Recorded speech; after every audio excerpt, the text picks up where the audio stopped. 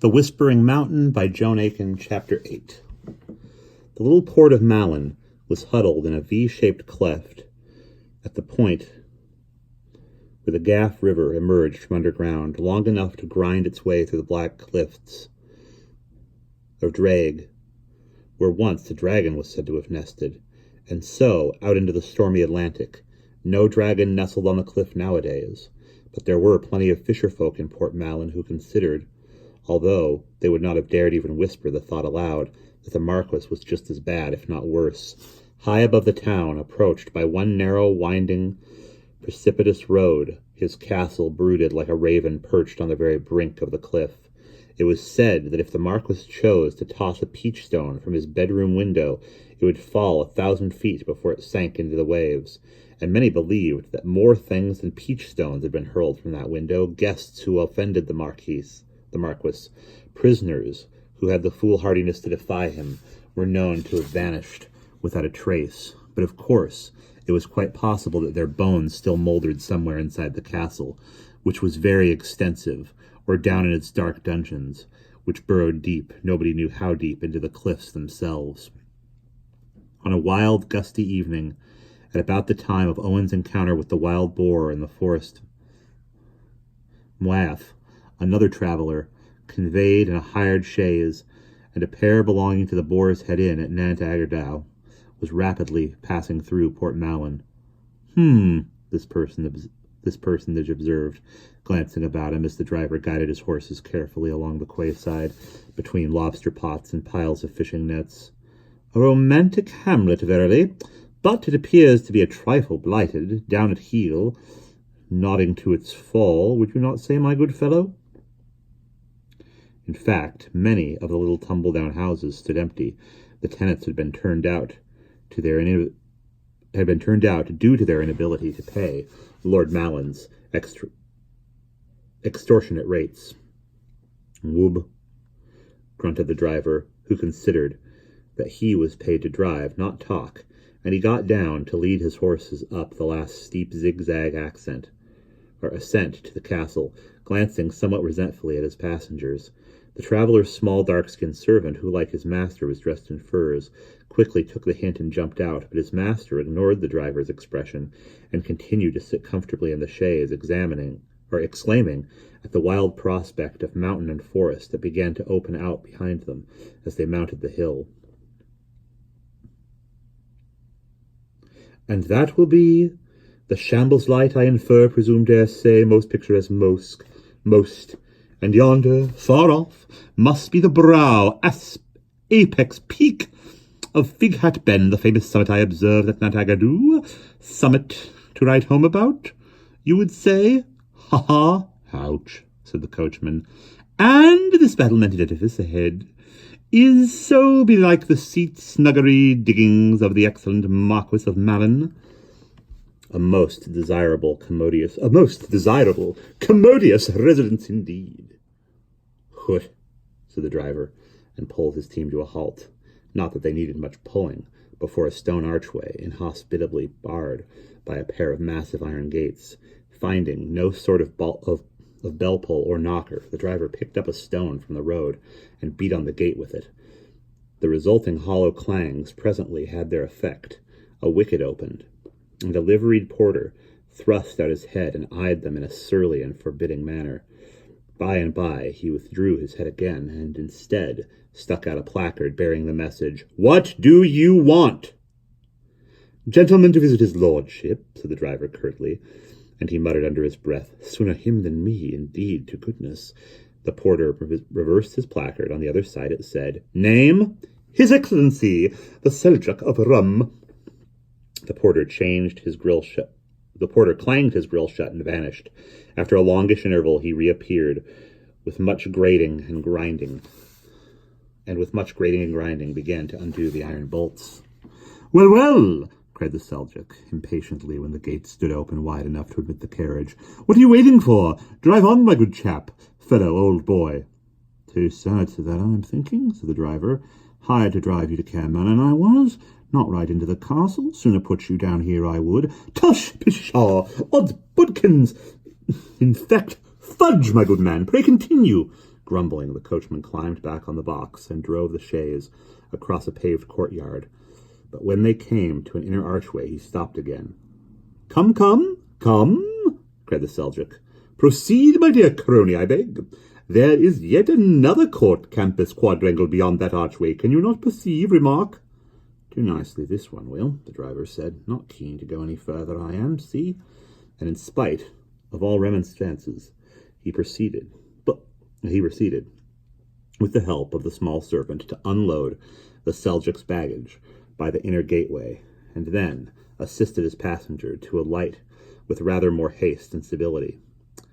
Since at this moment 2 powerful men in the livery of footmen, though they rather resembled prize-fighters, appeared and silently shouldered the Seljuk's bags, and later paid off his driver and followed them without further objections. The driver, for his part, hardly waited a second, so anxious was he to be gone. He swung his horses round and fairly galloped them across the outer court, through the gateway, and down the dangerous hill. Meanwhile, the Seljuk and his servant, following their 2 guides, passed through a complicated maze of courts, cloisters, halls, and passages, all on different levels due to the fact that Castle Malin was built up the side of a steep hill, until they reached a luxuriously furnished set of apartments, which had evidently been made ready for the guest. High-piled fires of sea-wrack blazed in the hearths, giving out green flames. Hot water steamed in a gold bath. Candles burned in golden sconces, while a polite but silent major domo, all Lord Malin's servants, seemed either forbidden or unable to speak, handed the Seljuk a note which said, "His worship the Marquis will be graciously pleased to receive you at 6 o'clock in the North Tower." "Thanks, my good chum," said the Seljuk, when he had read the message. 5 o'clock, is it now? Then you may depart. Make tracks, hop off. I shall not require your services further." The major domo bowed and retired, intimating that he would return just before 6 and escort the visitor to Lord Malin's apartment. With the assistance of his own servant, the Seljuk then rapidly bathed and exchanged his traveling garments for satin pantaloons, a cambric shirt, a striped cummerbund, and a sort of Eastern smoking jacket, very gorgeous in plum-colored brocade. Next, he consulted a large timepiece, and finding with satisfaction that it was still but 15 minutes after 5, extracted from his valise a small compass. Bidding the small servant remain there and muttering, "Upsy-daisy, all aboard, tally-ho," he quitted the apartment and proceeded in a northerly direction, consulting his compass at frequent intervals whenever he came to a choice of directions. He stopped from time to time, as well, to gaze about him in wonder. And indeed, Castle Malin was a remarkable place, although situated 1,000 feet above the Atlantic. Subject to the full force of the wind, it was so strongly built that scarcely a hint of the gale blowing outside could be felt within its walls. In fact, the air was oppressively warm, and the Seljuk found himself obliged to give a twitch to his mustaches, which were beginning to droop. On account of this moist heat, the numerous large ferns planted in golden tubes prospered amazingly. Many of them were well over 6 feet high. The granite walls had mostly been left in their natural state, unadorned, but the floors were everywhere carpeted with ankle-deep gold velvet, so that the Seljuk, who wore Turkish slippers of soft leather, was able to advance without making the slightest sound. At last, after climbing several flights of steps, he arrived in what appeared to be the castle's main hall. This was some 40 feet long, ornamented with boar spears and sets of tusks. The heat here was even greater, and the potted ferns had grown to the size of young palm trees. Thanks to their protective cover, the Seljuk, moving silently forward, was able to elude the notice of 2 or 3 footmen who were throwing dice by the main entrance, and to arrive unobserved near a doorway from which Lord Malin's voice could be heard issuing. This entrance was partially screened by thick yellow velvet curtains, moving so that these draperies would conceal him, both from the footman and from the sight of anyone inside the room. The Seljuk proceeded to gaze abstractedly at the grinning boar's head on the wall, while he listened with the closest attention.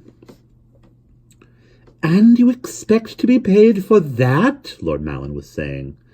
"Well, we done the prig, didn't we? We run the risk of being cotched by the macemongers. Wasn't our fault the twangler was gone already." "Indeed, A most remarkable tale, the Marquis said silkily. So on the very night you were to perform my errand, you will have me believe that by some bizarre coincidence a curator's grandson has already made off with the object? That's about it, Gaffer. Beats cockfighting. Done it how these things comes about. The young Kinchin had left a note for his grandfer, scribed very neat. Dear Grandass, sorry to prig your property, but I'm off. And that's the probable truth. Your worship, sure as my name's Elijah Prigman, ain't it so, Bilk? Prigged the bandor he had before ever we got there. By gar, that's so, agreed Bilk. Stole a march, he did. The mitchin young co, I'll lay the miserable sand-blind little foister is halfway to London by now. Sand-blind? The Marquis said sharply. You have met this boy, then? You know what he looks like? There came a surprised grunt from Bilk. It sounded as if his partner had kicked him. Well, yes, your worship, we've seen him in Bennigarth. Well, we was a-waiting for your worship to come along and tip us to the office, Prigman's voice said. And his name is Owen Hughes. That's so, your honour. A little twiggy black-haired Kinchin, knee-high to a spadger bird. He wears glazing cheats. Spectacles, Yanny head. His lordship don't gammon our way of talking, Prigman cut in. It did not occur to you to bring along this letter he had left for his grandfather, so that I could see it for myself, the Marquis said abruptly. Why, no, your lordship, Bilk sounded taken aback. Asides, he added righteously, if we had done that, the poor old gagger would have had no notion what had come to the boy. But you say the note was neatly written. Ah, to be sure, uncommon tidy character, a reverend couldn't ascribe it out neater, eh, Prig? Then you would not say it was the same writing as this? The Seljuk, stretching his ears, thought he caught the crackle of paper. Then followed a silence. Then Prigman, clearing his throat in an embarrassed way, said, Why, yes, surely, Gaffer. Reckon 'tis the same hand, eh, Bilk? Aye, said Bilk. Odds bods, it makes you hurkle, don't it, to think of the young co lighting out with the bandor and then riding off so bold to his lordship, and all the other worships asking 1,000 mint clinkers. Ach, evidently Prigman had kicked him again. Are you quite sure? It is the same writing, Lord Malland repeated.